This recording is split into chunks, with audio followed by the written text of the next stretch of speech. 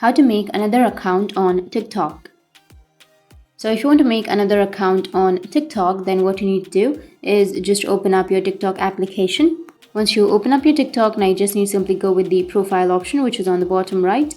Once you tap on profile, go with the upper right, which has that 3-bar icon. Go with settings and privacy.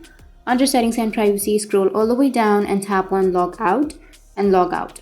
Or you can also go with switch account. So once you've logged out, now again go with the profile, which is on the bottom right, and then tap on add another account. Or if you want to make another account created, then you can go with sign up, which is on the bottom right. Tap on sign up and you can continue with your email, Facebook or Google, or you can simply enter the phone number. So in my case, I don't have an extra phone number, so I'll be choosing continue with email. Tap on it, enter the email address, go with continue, and you need to create a password. So make sure to create a strong password. Once you've created your password, tap on continue, and then you need to enter your date of birth. So enter your date of birth, make sure that you're above the age of 18 or 16. Go with next, and you can add your nickname.